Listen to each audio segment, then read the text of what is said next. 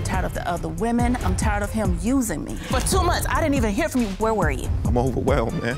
I love you. Fool me once, shame on you. Fool me twice, shame on me. He fooled you about 50 times. We are a financial disaster because of him. Divorce doesn't exist where I'm from. Neither one of you is wrong for having your opinions, but it just makes you wrong for each other. There's been a huge breach of trust, according to you. She was on the fast with the pastor. She sending pictures with a smoothie, a straw in her mouth, and a Sasha McMuffin. Can I eat this, pastor? You know what I'm saying? So I'm like, hold on, why you gotta send pictures with it? Here is today's case. She says her knight in shining armor turned out to be a fraud. His actions have convinced her he is pursuing other women, including their roommate. He says he's not cheating and wants to get married. Can they fix their issues? That's today's case on Divorce Court. Court is now in session. The Honorable Judge Faith Jenkins presiding. Your Honor, we have a virtual audience and it's filled with your superfans. Today's superfan of the day is Alexis from Greenboro, North Carolina. Alexis is our special guest today. I'm sending you a signed copy of my book, Sis Don't Settle. Welcome to Divorce Court. Your Honor, this is the case of Leyva versus Hill. Thank you, Juan. Miss Alma Leyva? Yes, Your Honor. You have brought Mr. Marcus Hill Yes, Your Honor. to Divorce Court today. I understand that the two of you have been in a serious relationship for almost 2 years. Yes. But you're here because you're having a number of issues. You don't know if you'll be able to work them out. And, sir, I understand you want to get married. You want to save your relationship. Yes, Your Honor. I'll start with you, Miss Leyva. Why don't you give me some background? Yes, Your Honor. So Marcus and I have been together for about 1.5 years. I was in a really bad relationship when we met, and he helped me come out of that. He was amazing. He was there to support me. He, to me, was the one. I wanted to start a new life with him. I wanted to, you know, see this relationship as something long-term and fulfilling, and I thought he was everything I could imagine. About 5 months ago, we decided to move in together.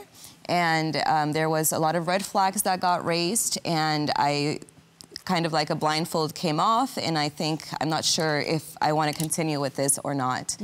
Who was raising those red flags?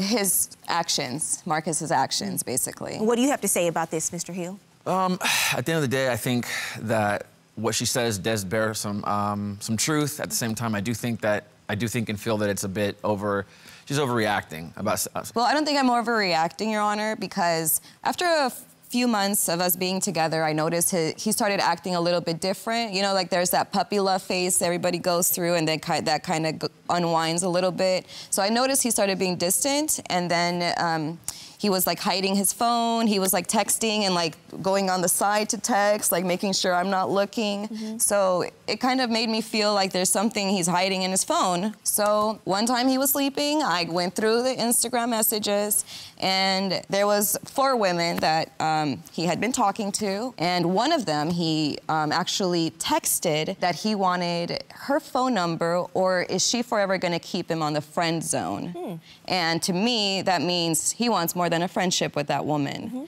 I did submit it to the court, so you should have a copy of that message there.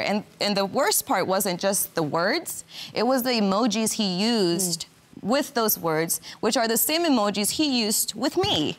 Can I have your number, or are you going to forever keep me in the friend zone, followed by a plethora of emojis? What is going on, sir? That's an awful lot of emojis, Your Honor. You sent them? I don't remember doing that, many of them, but apparently that's what happened. At the time, we were going through a lot. I was just kind of reaching out for a friend. I know that's wrong, but I will Your Honor, say... that's not what you sent to a friend. Ma'am, I was just... please don't interrupt him. I was just looking for an outlet, and that's not the way you go about it. That's not the most honest behavior. However, I will say that on the grand scale of what a lot of people are up to, it is very small in comparison. There's nothing sexual there. However, it does imply things. So you're saying you're bad, but you're just not that bad. There are a lot of people who are worse than you. I think bad is bad, Your Honor, but I'm just saying it's not like she walked in on me fooling around with someone. Your Honor? So you decide to look past the messages, the flirting, because she's not doing this on her side, I'm assuming. There's been some things that have happened in her past. Certainly have. With another man? Yeah, a few instances with a few different men. A guy sent a picture of his genitalia to her phone. She was open to the idea of this. I told him about it, and then I deleted the picture. You told me about it, but it still occurred. Okay, but what did she do in response to getting a picture like that? She was the one who was open to the idea of it and felt guilty, and then she told me about it. How do you know she was open to the idea? She told me. Oh, I told him because I didn't like it. I said, this guy sent me this picture and I deleted it. And then Was it big enough? What did I do? I didn't like. You're saying she solicited the photo? A guy calls her up, asked her why is she up so late or something like that. She says she can't sleep. He says, me neither. Something along the lines of, I know it can put you to sleep. Can I send you a picture? She says yes. She sends a picture. So she was engaging. Exactly. Okay. Okay, so you're doing some of the same things. It doesn't even compare to what he's done, Your Honor. Do both of you want to come in and give, you know, when you do wrong and tell me what level it should be on, the level of your wrongness? You're both looking for loopholes to get out of what you say is actually happening. But go on. You said there are a couple of other serious issues you're having. Yes. What happened was I moved into this house where he had a female roommate, and we were friends. I'd been to his house before, so we hung out with his roommate. We, you know, had a good relationship. I don't have a problem with him having female friends. I think that's healthy. You might be the first in sport, but I'm glad you're so secure. Yeah, but what happened was after I moved in, his roommate decided to have some girl time with me, and we were basically having some drinks, and she got really comfortable with me, and she ended up telling me that before I came in that she had given Marcus oral sex. And that was just something that I was not prepared to hear. And it really shattered my world. Like, that was the last thing I wanted, was him to move me into a situation where there was that kind of history and not tell me. If he would have told me and I didn't have to hear it from her, I think it would have been a different story. Because you know what they say, Mr. Hill, a drunk man never tells a tale. In this case, it was a woman. I understand to try to resolve this, you actually brought a witness with you to court today. We brought Beth. I cannot wait to talk to Beth.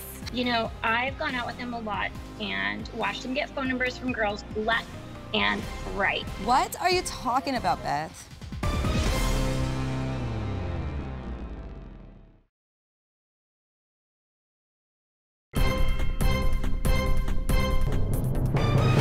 Well, Your Honor, several months before Alma and I were like an exclusive couple, you know, we had been drinking, and my friend at the time, before I was ever her roommate, she performed some oral sex on me when we were drinking. But I left it in the past, just kind of figuring, well, that's in the past, it's not the present or the future, so. But she still lives in the apartment, so it is very much so the present. It definitely is. It definitely is, Your Honor. But, he tried to say it was 15 seconds, and it didn't mean anything. He didn't even finish, but to me, it happened. That was your defense? It wasn't, that was your Pretty defense? much, Your Honor, in a nutshell, yeah. What's the roommate's name? Beth. Beth. Was there something still going on with you and Beth? Not at all, no, Your Honor. Why do you think Beth told her? Because Beth has a thing for me. It's like kind of apparent, but she's always dating other men and all kinds of jazz like that, so I figured she's preoccupied, it won't resurface, no big deal. I feel like I was playing with fire and I definitely got burned. It was a bomb that blew up in my face. Yeah. Wasn't very smart, was it? Not at all. So you got past that? I did. Well, somewhat. I mean, it's always there, lingering. Like, I leave and I don't know what's going on, if something's happening or not. Like, there's always those thoughts going on. But I'm trying to make this work because I want it to really work. I love him. I love him a lot. And but it's not a great way to live in your home, is it? It's the worst, yeah. And she's gone most of the time, which is good, but she'll come home. Like, one time we were just done having sex and we had the door a little bit cracked open, and then she stopped right in front of our room for some time, and then she went to her room and then texted Marcus, "Oh, I feel so disrespected that you're laying there naked having sex." But we've been living together and we've been doing that like all the time because we're next door to each other. This sounds like a fatal attraction in the making. I understand to try to resolve this, you actually brought a witness with you to court today. Yes. And who was that? We brought Beth. I cannot wait to talk to Beth. Beth, are you here? I am. How are you, Miss Stewart? Fabulous, thank you. How are you? I'm good. Miss Stewart, tell me what's happening here. Okay, well, I've known Marcus a couple of years. I was looking to rent a room in my home, and I thought he'd be perfect because he had a good job, and I was really comfortable around him. He told me about his relationship with Alma. She seemed really cool. It wasn't until Alma moved in that I realized that she is not the sweet, nice person that she pretends she is. What are you talking about, Beth? Marcus, you know, he's the kind of guy who likes to flirt. I've gone out with him a lot to like bars and watched him get phone numbers from girls left and right. Like, total player. And like I said, he didn't have stable relationship and didn't seem to want one. So when he started dating Alma, I was shocked that he wanted a relationship, like, to begin with. Yeah, because and you, him. Miss Leyva? Yes. This is not your opportunity to speak, ma'am. Okay, I'm sorry. Miss Stewart, let's just start from the beginning. You said that Mr. Hill is a friend, but the two of you are obviously more than friends, or have been. Mr. Hill came into court today and described 15 seconds of his life that he had with you. Do you want to speak on that? Do you know what he's talking about? Well, yeah, actually, so in November 2020, he told me Alma was going through things. Could she stay with us? I said, that's fine, but I didn't want any problems. And I asked him if she knew about us. He told me that he didn't because it didn't mean anything, but I felt really awkward with her not knowing. So she moved in. We were hanging out one night, drinking, and I wound up telling her that I had given Marcus oral sex one night. And it didn't mean anything, but I wasn't comfortable being around her living in my house with her not knowing everything. So you think she would be more comfortable knowing that truth? I just think that, you know, girls should watch out for each other, and I wanted her to have all the facts. So you were looking out for her and her best interest? Yeah. He got really drunk and embarrassed me completely because he couldn't stop talking about Beth. He's amazing, and that's why it hurts so much when you feel betrayed by the person you give your whole soul to.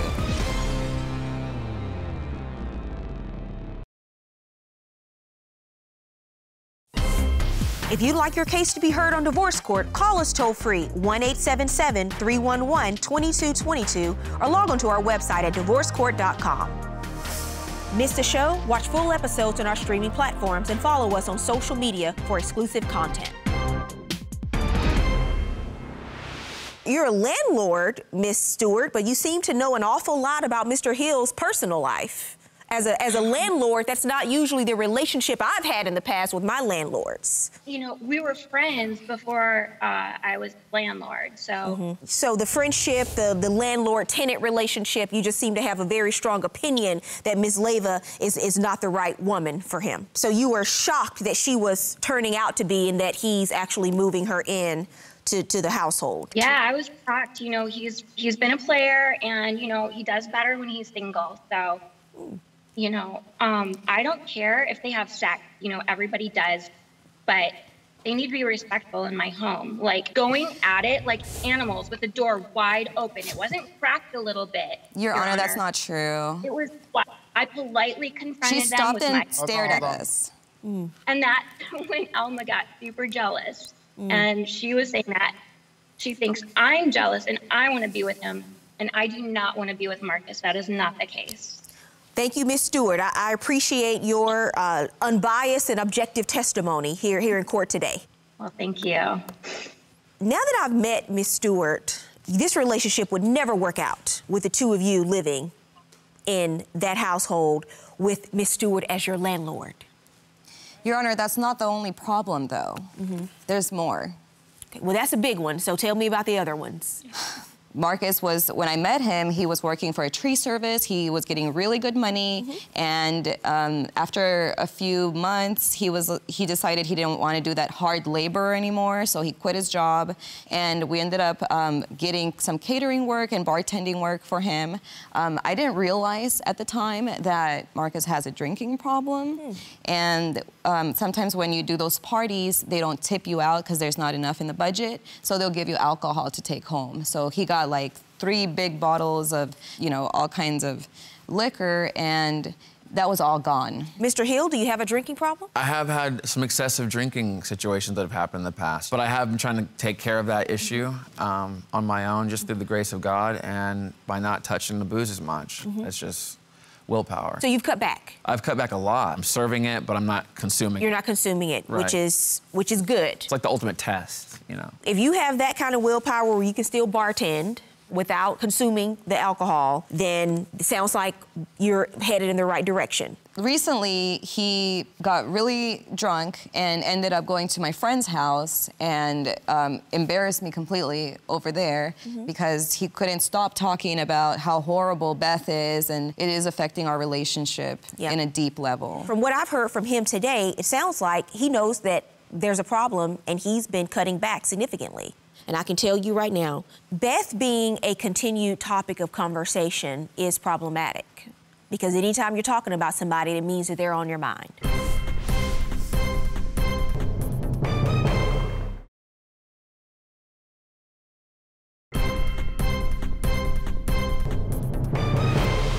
Ms. Leyva, you ended a relationship, you got a divorce, and here you are in divorce court with someone else less than 2 years later. You need to take some time for yourself, because anytime you go through a breakup, even if you're the one who initiated it, I don't know your circumstances, there's time that you have to process and go through your own healing.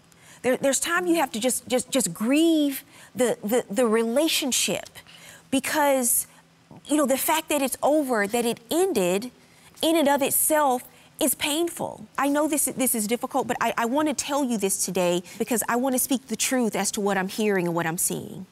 You left that relationship and you jumped right into another one, Ms. Leyva. Thank you.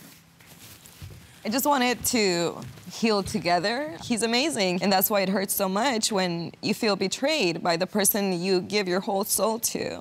Well, and that's what we have to stop doing, right? You can't give your whole soul to anyone. When you've made and elevated this person at such a high level in your life, when things go wrong and things go down, you go down. So you have to be strong enough to be happy on your own, to be happy with just yourself, to be happy in your own independence. And the only way you bring someone else into your life is not to heal you, but just to add more happiness. You, Mr. Hill, you said, I love her. She's the woman that I want to marry. I'm not sure you're ready for marriage. Because when I look at people's behavior in a relationship, I want to see signs of a good husband now. Not after you propose, not after you give a ring, not after you give a piece of paper, but what are the signs of a good husband now? You talked about going through these challenging times and she was stressed out, and so you were looking for someone else.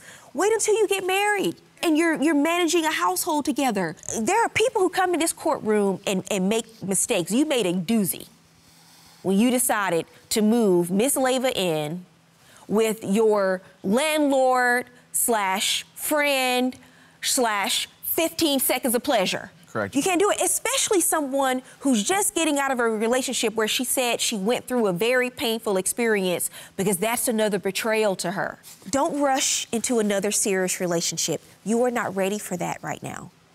You need some time to figure out what you want to do and get yourself on balanced ground and balanced footing. A relationship is only as healthy as the two people who are in it. And you can bring a healthy, whole, independent, strong woman into a relationship. That's what you need to do, because I'm afraid you're setting yourself up to be hurt again. I understand, Your Honor. You still got some growing up to do, Mr. Hill. You need to see him make some better and more prudent choices before you even think about getting married. It's not even about him, though. It's really about the two of you individually being ready for that kind of committed relationship, despite who you're in a relationship with. Good luck to both of you. When it comes to Judge Faith, I think she gave me great advice. After you come out of a bad relationship, I think it's very important to take some time for yourself. In regards to what Judge Faith had to say, based upon my actions and candor, I agree completely. And in regards to being in a healthy relationship, that's huge. You know, you need to have on an individual scale before you can, you know, do things on a collective scale. I'm going to work on myself. I'm definitely gonna, you know, take a little bit of space and have some counseling done. But I appreciate everything that Judge Faith had to say today. It made a lot of sense, and I think it's given us some time to, given us some things to reflect upon.